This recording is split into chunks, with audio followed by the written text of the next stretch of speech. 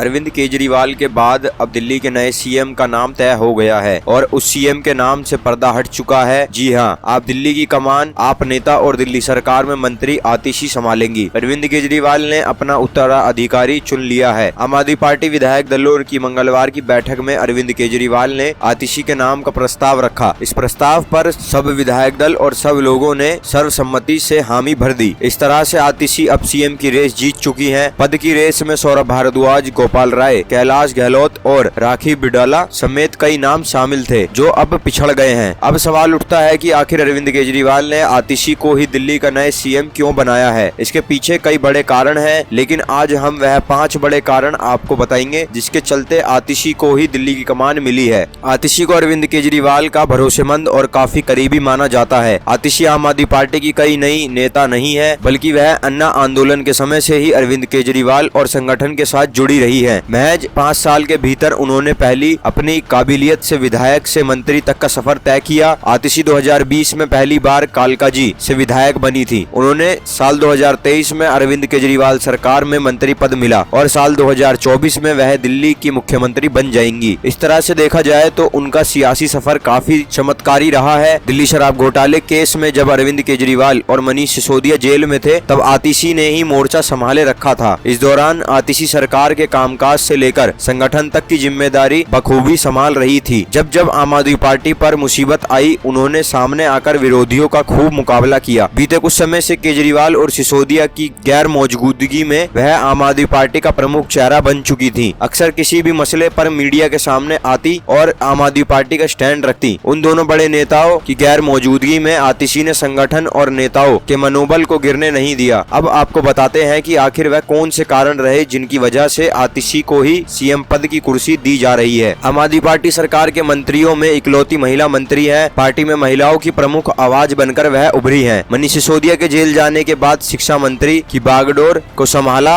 है और उन्हें अच्छे से निभाया है। संगठन और नेताओं में आतिशी की अच्छी खासी पकड़ रही है। आतिशी का आक्रामक अंदाज रहा है। संगठन और प्रशासन का अच्छा अनुभव आतिशी के पास है। अब हम आपको बताते हैं कि आतिशी की सियासी सफर भी कैसा रहा। आतिशी लोकसभा चुनाव में किस्मत आजमा चुकी है। 2019 के लोकसभा चुनाव में आतिशी को आम आदमी पार्टी के उम्मीदवार के तौर पर पूर्वी दिल्ली का प्रभारी नियुक्त किया गया था। वह बीजेपी के गौतम गंभीर से हार गई थी, लेकिन 2020 के दिल्ली विधानसभा चुनाव के दौरान आतिशी ने दक्षिणी दिल्ली के कालकाजी विधानसभा क्षेत्र से चुनाव लड़ा। उन्होंने बीजेपी उम्मीदवार धर्मवीर सिंह को लगभग 11,000 वोटों से हरा दिया। बाद में उप मुख्यमंत्री मनीष सिसोदिया और स्वास्थ्य मंत्री सत्येंद्र जैन के इस्तीफे के बाद उन्हें सौरभ भारद्वाज के साथ कैबिनेट मंत्री के रूप में दिल्ली सरकार में शामिल किया गया। तो ये कुछ बड़े कारण बन जाते हैं जिनके चलते अब आतिशी दिल्ली की बागडोर संभालेंगी। अरविंद केजरीवाल ने इस्तीफा दे दिया है और आतिशी के पास विधानसभा चुनाव से पहले कुछ ही महीने का वक्त है। ऐसे में देखना होगा कि आतिशी किस तरह से दिल्ली में के कामकाज संभालती हैं।